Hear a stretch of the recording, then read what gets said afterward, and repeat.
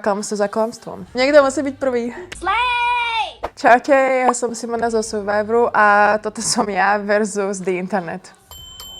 Pretože som si myslela, že tá hra, ktorú hrá, je trošku vyššia ako to, že on teraz na mňa zvalí, že mám tú imunitu, ja teda preukážem, že ju nemám a on sa vráti do kmeňa ako úplný proste klamár. Takže myslím si, že teraz to má dosť ťažké. Miss Jackson. Ona nemrká. Počkaj, to mám čítať po česky? To ešte za to dostanem hejt. Áno, sú chvíle, kdy nemrká vždycky medzi dvěma mrknutími. Mrkám, ale teraz, jak vidím tento screenshot, takže shoutout tu Žanka Važanka, ktorá je môjho priateľa mamina. Takže to ma tu veľmi potešilo.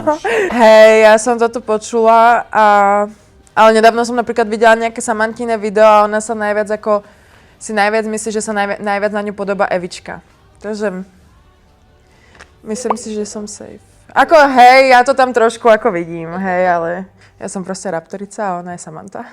Jo, to je úplne, to som ja, keď ja sa nahnevam na Jakuba, takže úplne v pohode. Z tohto by malo vzniknúť gifko.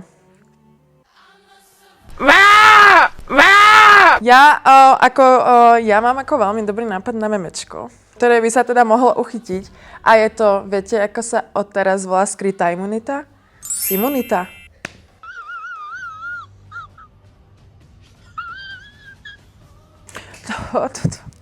Proste oni keď povedali, že papali tu mango sticky rice, či papaja sticky rice, som myslela, že ma tam proste, že ma šlak trafí. No presne, toto ja super bola taká, že ja som z neho bola fakt sklamaná, fakt som myslela, že to má viacej premyslenejšie. A teraz, keď sa podľa mňa vrátil po tej kmeňovke naspäť, tak tam podľa mňa dostáva ako bídu. No, ako ja čo teraz čítam práve tie komentáre pod mojimi príspevkami aj na TikToku, aj na Instagrame, tak ľudia sú ako fakt smutní. A proste podľa mňa väčšina ľudí čakala, že tam spravíme ešte väčšiu show a proste na to sa tešili a to mi nebolo dopriate.